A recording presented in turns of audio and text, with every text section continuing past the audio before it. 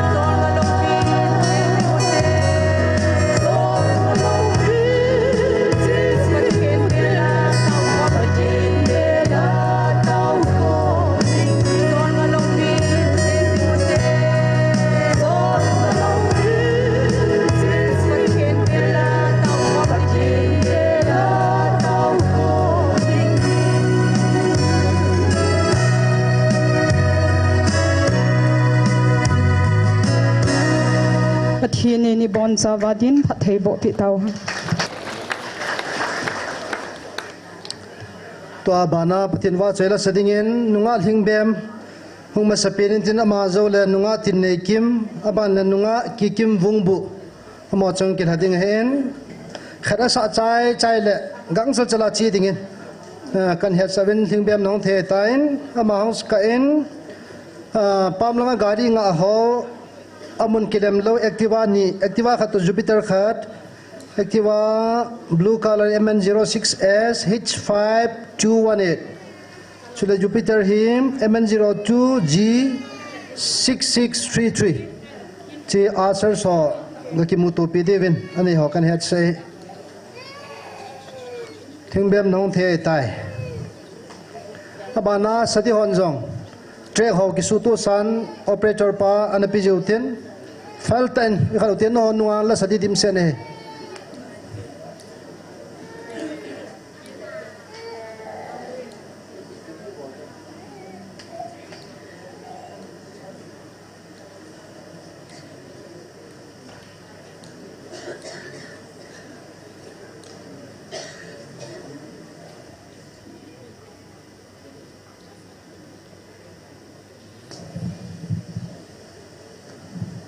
Hello. Na bon zawin NIKHO hitabang lopi ta ai muso Pathen thangwai num halang Pathen thangwa na dingin kamit nin pakai hong na ding chisukan sa adi he hello chik hello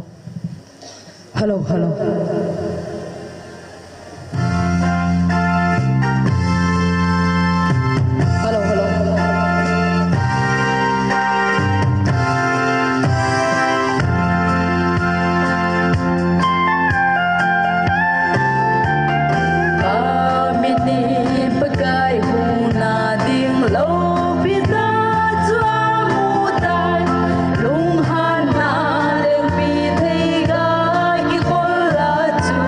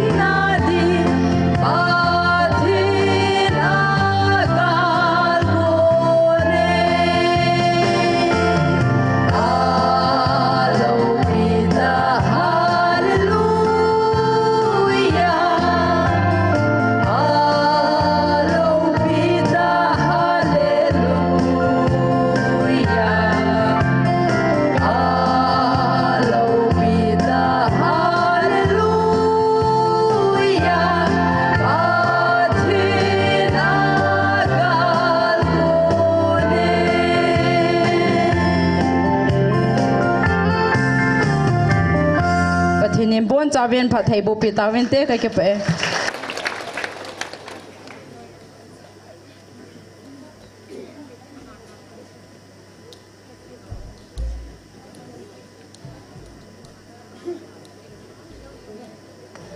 Pathen Vatsoi Nadingin Vanmi Huve Tilan Sangi. Kao Athel Zitsun Mipite Ho Pathen Mina Ngaidam Kan Thomasai.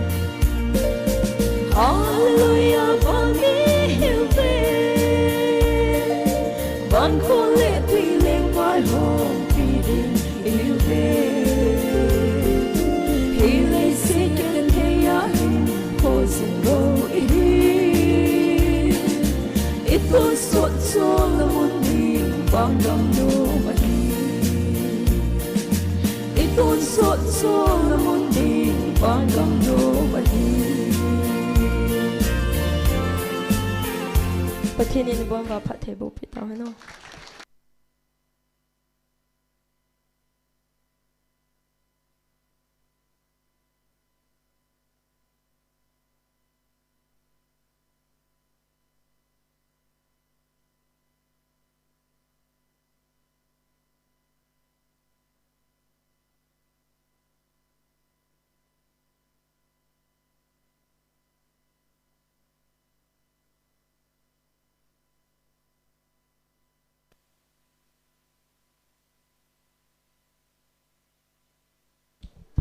Hello.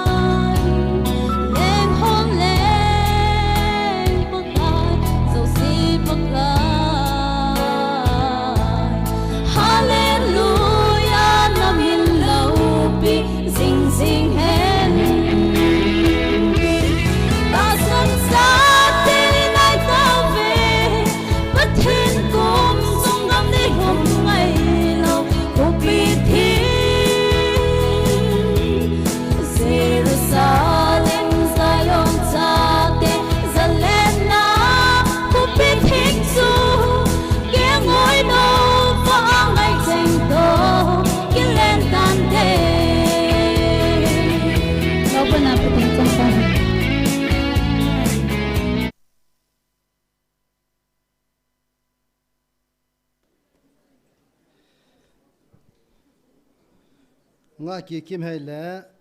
tui la lang vung bu akona hunga in mo ko o ti ho ham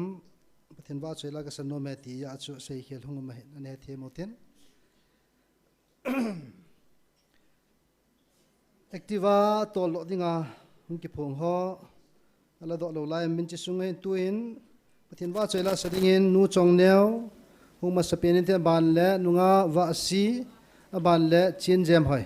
amo chang ki thading in among sungin activa zo kan phone blue color MN06S H5 218 to activa black mama MN02 G8346 asar son ki muto pilojan phante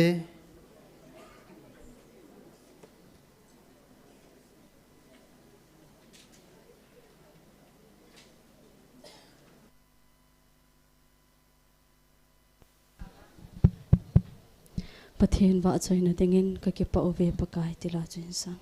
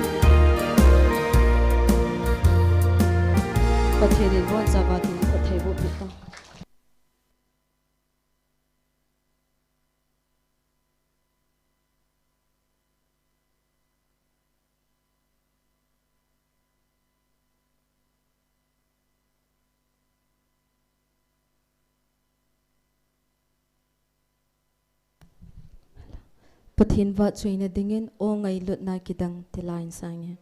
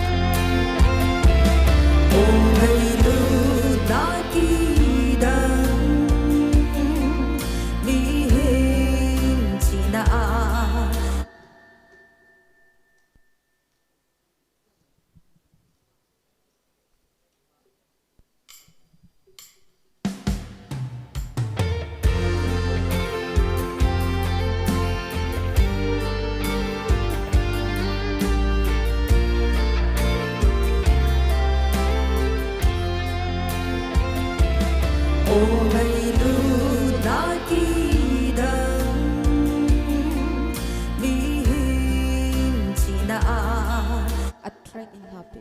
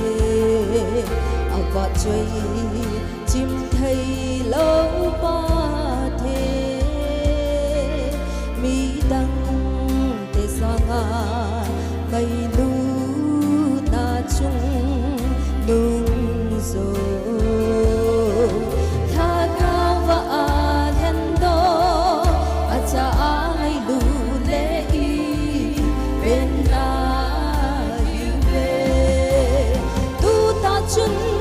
ke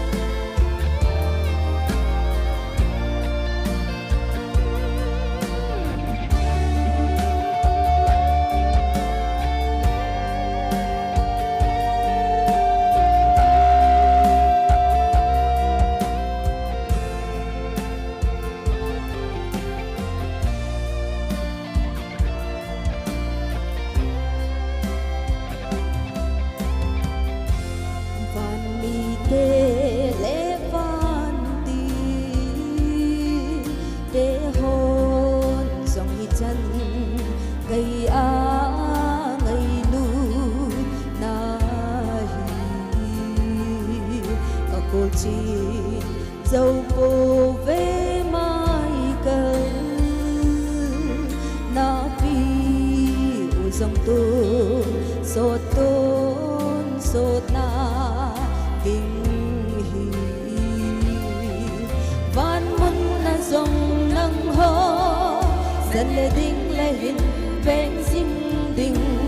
ca hi về tu ta chân ke brilin lê ca gió lê hin trôi xin ai hin thang min thu pa ngay lu anh nằm đây hết tê a đình in ca hin po lấy xịt mi tê cho na chọn đi hi ta lâu vin van mi tê chọn bằng a chọn đi a đây hen nằm mi tê na hi về nằm mi tê na hi về Pathinin Pathen Bupitan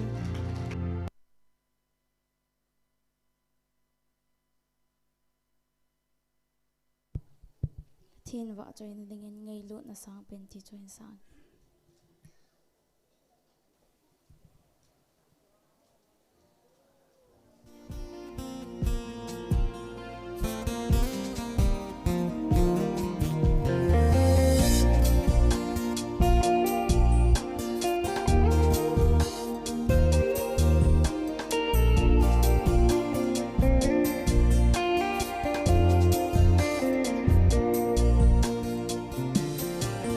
Hãy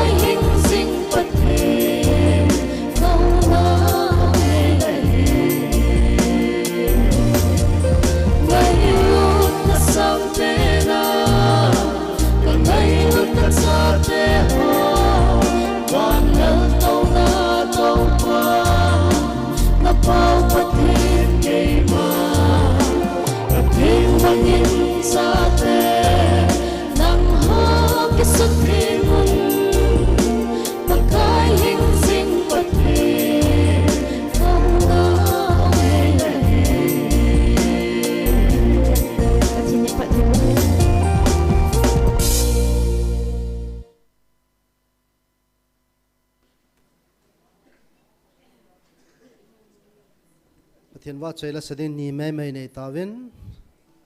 walang ti lalcha amahong masantin aban le nunga Tracy manin sa chai chai le ipi hozo sin pathian in wa chai khom nei tawin tunan manin ko tin amanin pathian wa chaila sa sungin kipana zala kipana mai cham nunga honin don khom pi de we in silai munai tu khomin don khom ho he silai munai ki khop nawa di apoi mo pen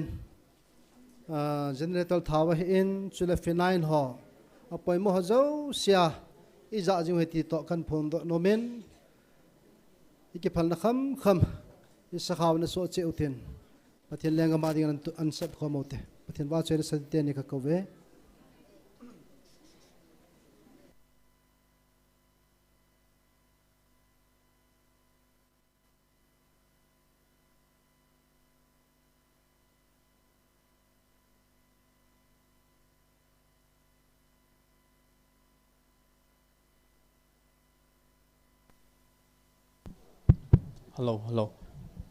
Hello. Nu la pa pilepu ulanau te ho zo si na bon savin tuni pakai ko na oza dinga mun tinahong ho zo si kazana salam ka hin bolo ve na bon savin chuting le tuni tu phat a online apang mun choma nu la pa te ho zo si zong kazana salam ka pikine gamdangam ho zo si zong lam kai ho zo si ho la cho ho zo si zong salam ka hin bolo ve tuni ni khwai ki mu tu ziu hi ikim ni pinu hi zin na la tam tam zang le o pathin nang bo ti zong atam ki nin langa khun galmuna avantir zong atam ki nin hoi chpine sa diu ham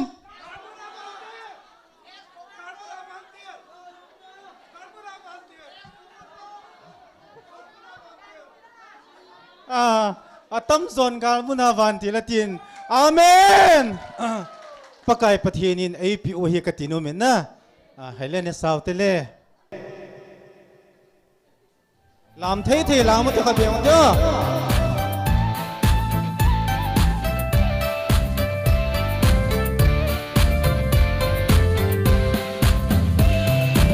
au na sana thi na din ga mun na mel mate in zo siu a hi im la thal iza in nei zong leo en pathen tang lo mai thal chu thon thei ki pun khom gal pun khom anom tan ye ye so pi ki nei lu na au khoma ika khom nau pathenin ave kaluna avantil asor si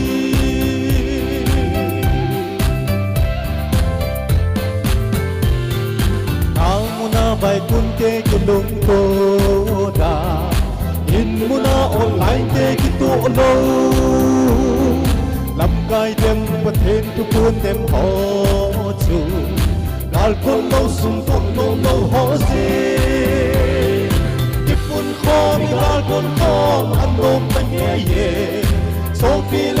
pi ki nei lu na au khoma ika khom nau pathin ave daluna avantil asorzi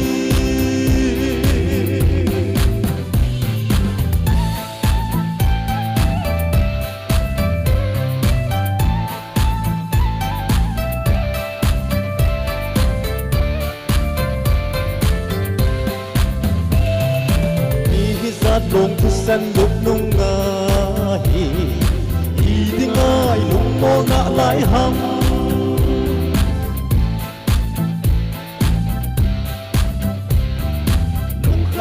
ban ta si khom tao ke ki pun khom i dal pun khom an nom ta ye ye so pi ki nei lu na tao khoma i ka khom nau patherin ave daluna avantil asor si ki pun khom i dal pun khom an nom ta ye ye so pi ki nei lu na khoma ika khom nau pathenin ave daluna avantil asor si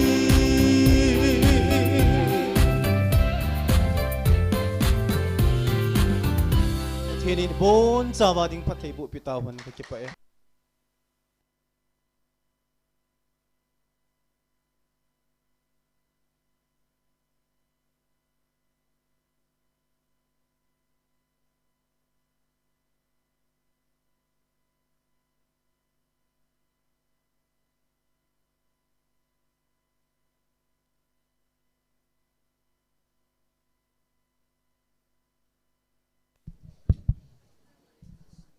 Pathen min pa chang na dingin he polasem jing ni no sangin na hoi zoi tila chu hun sangka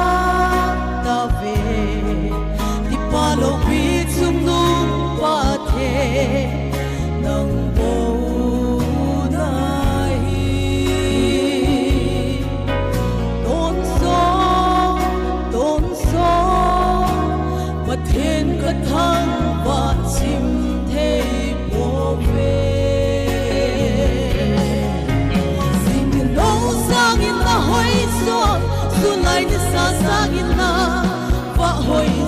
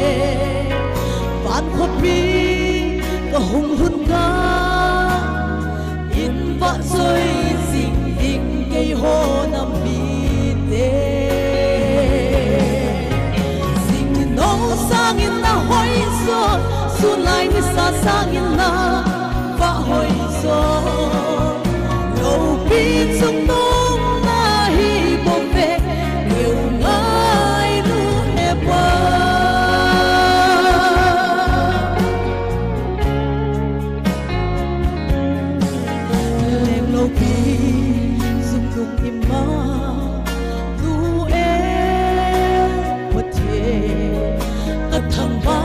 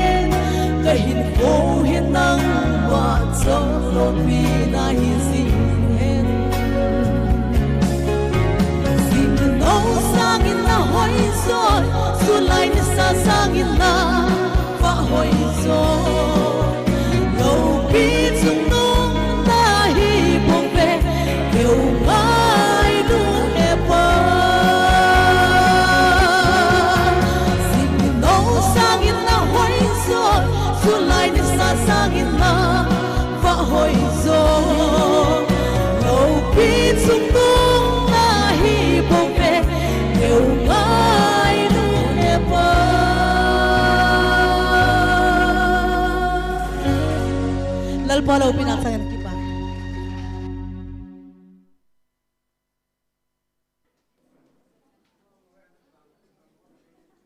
Pathen va chai line sa pi ho zo siu ikipa pi wa san ha beng na beng ute.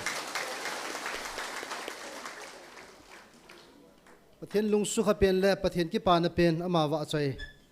la sa hen pathen mang cha jing ventin toy mi pin pathen wa chai khom dai tawin dalam kai ho angki su to masangin hung ding do ven lang mi pi ho zo se dinga pathen wa chai khom deu hen a hel lang ho alal ho wang chu to thein tin nunga chapang minu mi pai bon chawa pathen man van mun alal to na serafim hon tang lo wa chai na munan da la a e ho building a hung deu hen tunin amai lim naw le ki pa ve sa na pathen wa chai deu ading thei chan din deu hen ading khom taw tin idin jing live in tunia chilai muna tang lova ni kho sang khat som le khat chan ge taw ne man theu jong pathen thu pi e su le pathenin inam sung wa lhagao mong thai atam ta dan le inam sung wa lhagao mong thai ho sei pa hu do dinga atha se ni angan sina counseling class song Saturday ni khu se in akibol jingin pung som la khat la ki panin punia pung thum le ki chain vel zale som di le khat hi tai tunia pathin oza a ngaya ngai dinga hung khom ha zo se azau khalo lai ho zo se counseling azau khalo lai ho Saturday ni khusi le counseling class um hi yung zau te divin ikidei sal hevin chule azau ta sangani wa le in sumi loi le pai ule naw sopi azau lo lai dim se mo zo sin se piutin hin puyutin pan la khomute ti chu pakai minatip na kan ne ve chicken thei lungdon nagam mahin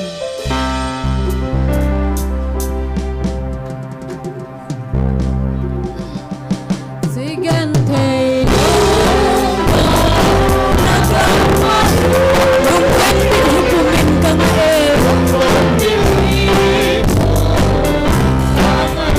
Pin pakai na yung pinlaw Langyan ay lengkoy papangawatin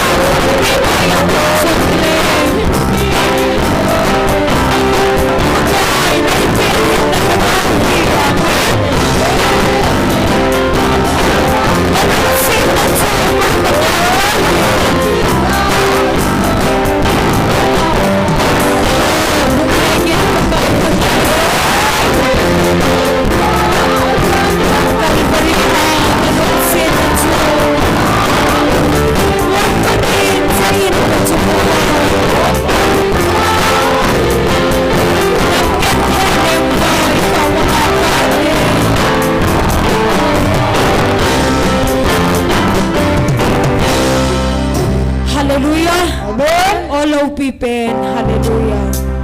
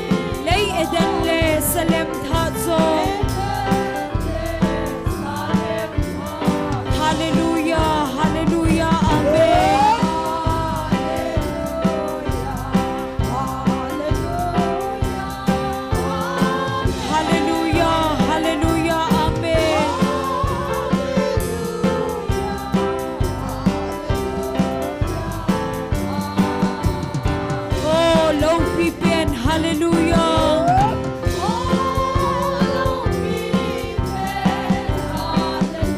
Kapat choye Emmanuel. Kapat choy na le lal na zose.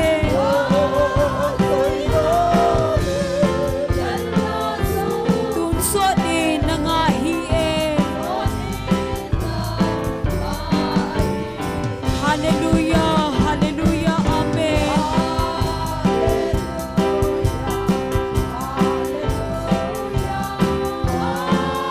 Hallelujah, hallelujah, amen.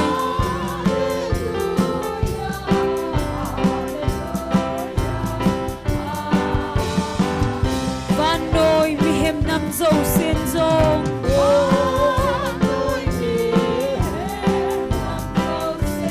Van til te to lung khat nin long. Nei hat nong na thi san zanin.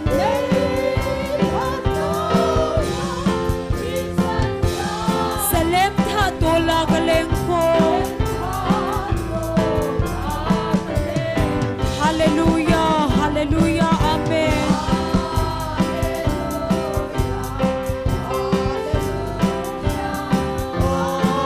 Hallelujah, hallelujah, amen.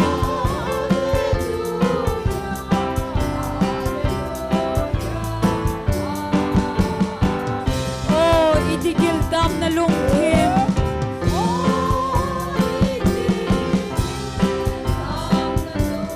Iti santam na lungsit na. Kathing laya lekong ay te.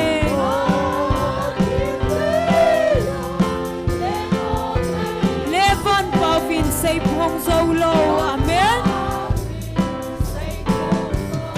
Hallelujah, hallelujah, amen.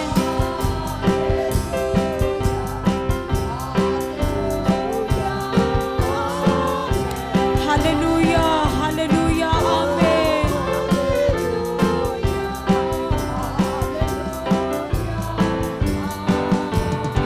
Oh, nahilin gila sanse.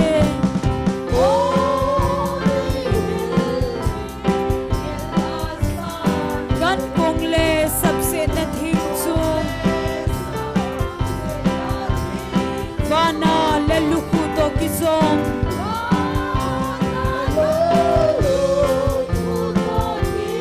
Lay eden le salem tha zo.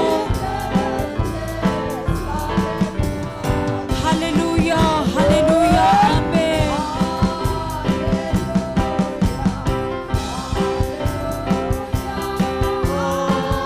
Hallelujah, hallelujah, amen.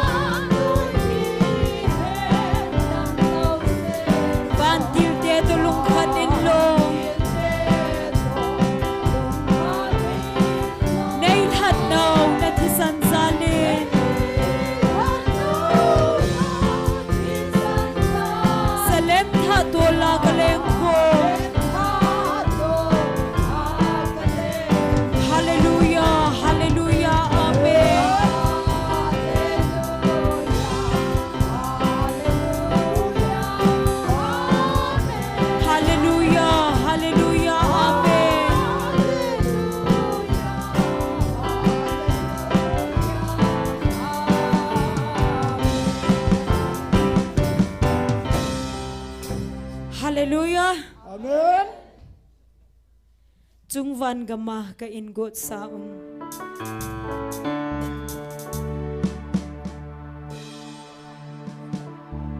Ki khát suni một cái.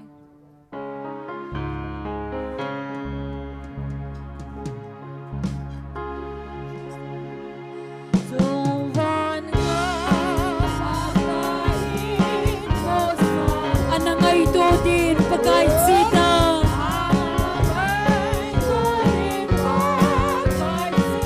Hadam na gamno matsun. Hadam sa lungsit eto.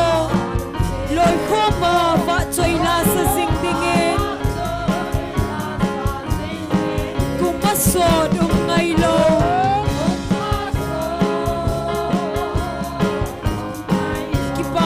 Gamatsun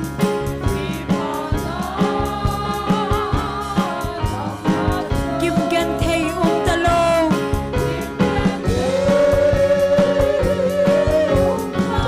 Sumuna chun khat ve itending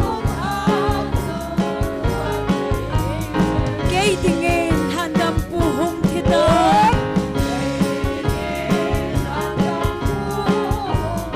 Kalhagaw hudo na ding ziin Hello? Set dim na lay set na hin Set na ko na peldo ding Van gam nom hoy da at seng sing dingin Kumasod ngay lo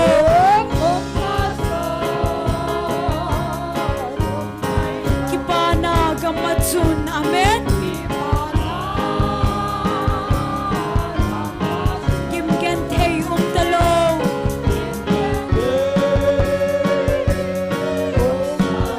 Sumuna chun khat ve itending Hatam pi chi sing ding opagay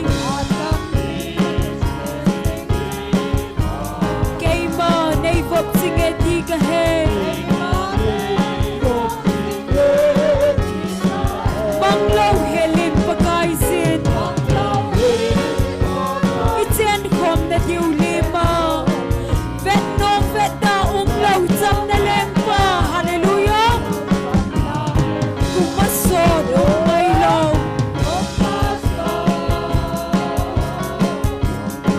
Kipana gamatsun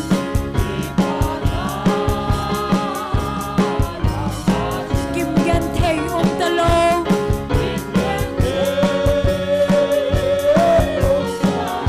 Sumuna chun khat ve itending amen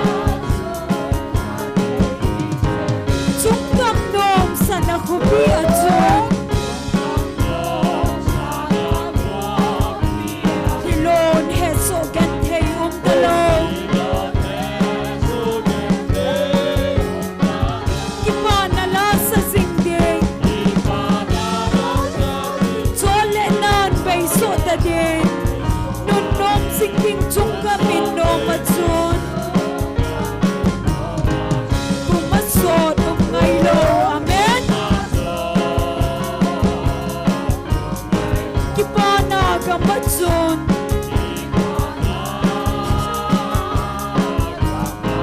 Kim gen thay talo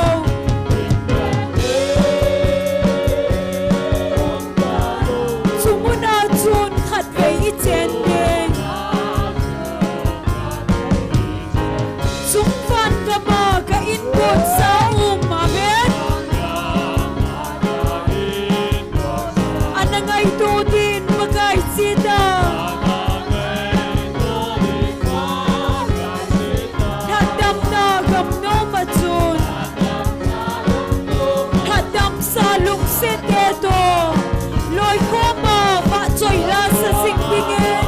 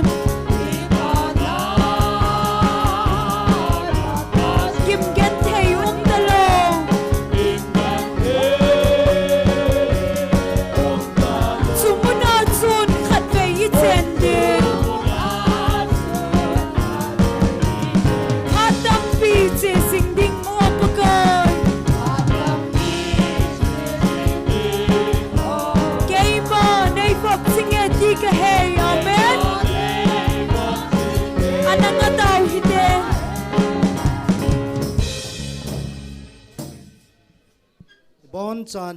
anading danote lampi onote bon chan pathin lo pinan sam kho muten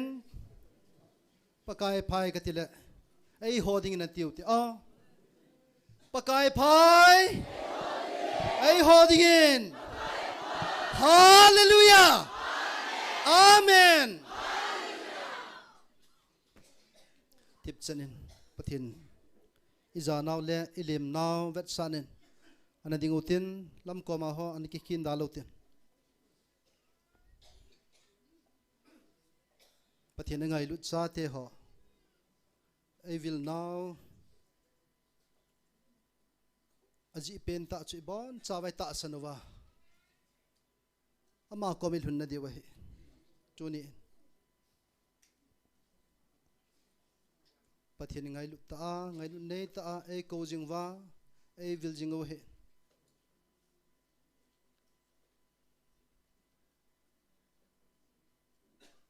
ala sate ho thupi dung zuyen counseling class subject Saturday ni si azaw khalulai ho pakai mina velatip na kan neve azaw ta sa honjong azaw khalulai in sumi ne ho in timwa ibon chai zaw sa so te de win pakai min velatip na kan neve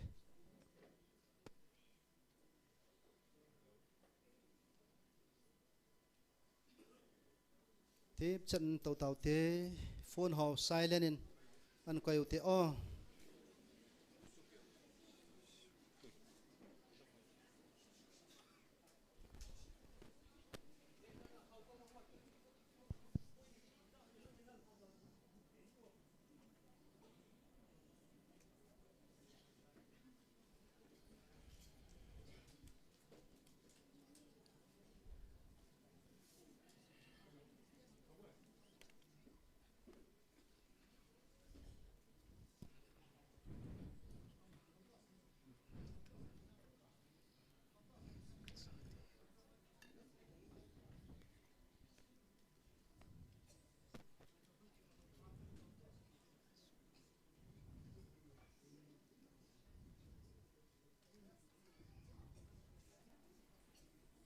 tunin nakinep naw bangin wanlal to na chungnong pina to hingjing hat chungnong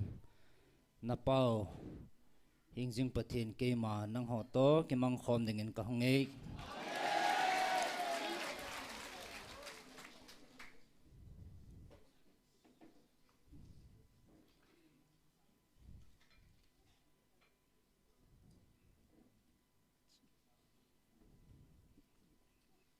na chungwa kalunga leye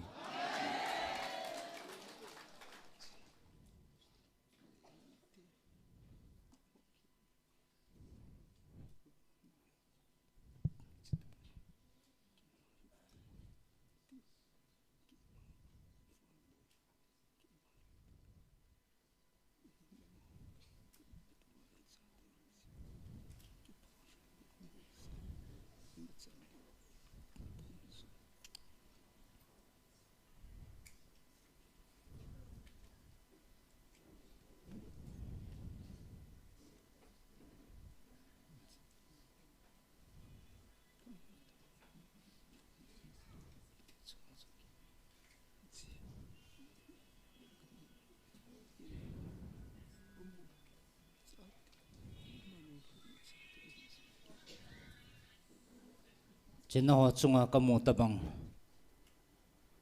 che van noya medang te chunga jang kamu no me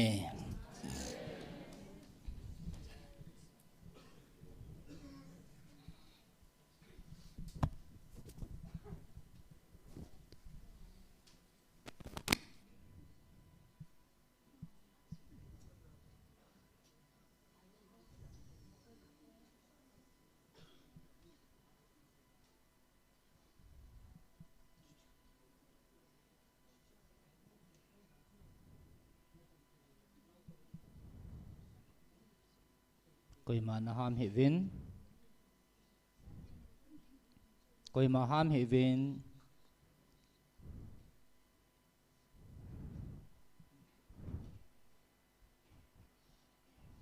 ana ham po hate